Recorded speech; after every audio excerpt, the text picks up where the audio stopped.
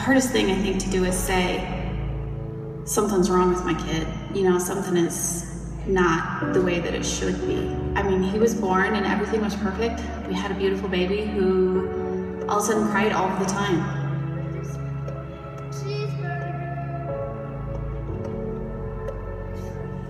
After doctors and doctors and doctors and everything from people telling us that he had clubfoot to, I mean, no one knows what's going on. Finally, Shane was diagnosed when he was 3.5. 4. It was September 4th, 2008. It was, here's your diagnosis, have a good day. It wasn't, here's your resources and this is what you do. It was, this is what he has and good luck.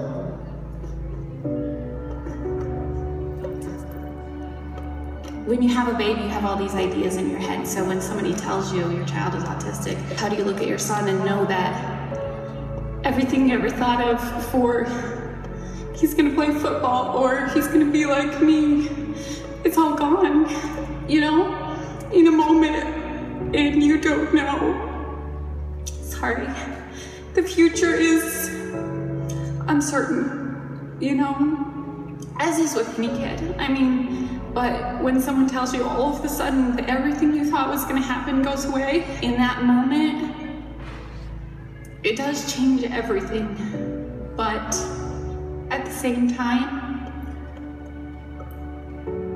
I think in moving forward, you have to choose what defines how you live life.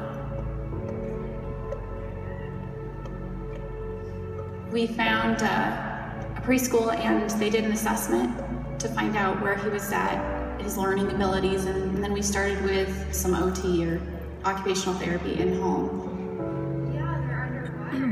When Shane first started therapy, I could talk to him from across the room and he wouldn't answer my question. He wouldn't make eye contact. He didn't ask a question, like literally ask someone a question until he was 7 years old. He didn't kiss me until he was 6 years old, ever, not once. So it's those small things, right? Nothing, no affection. His first hugs were a big deal. Yeah. They were a big deal.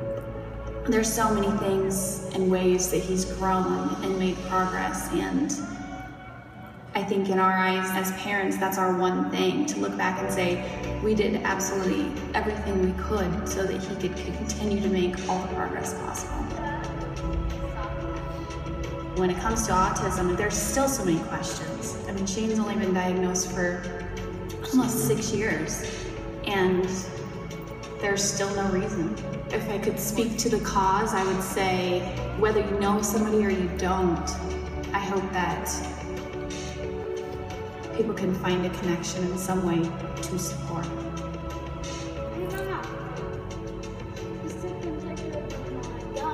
Scentsy has been such a blessing to us. Without it, I'm not quite sure where we'd be, and it's definitely heartwarming that they support a cause that hits so close to home with us. To know that there's so much given from the company, it's, I guess, just reaffirms that we're in the right place.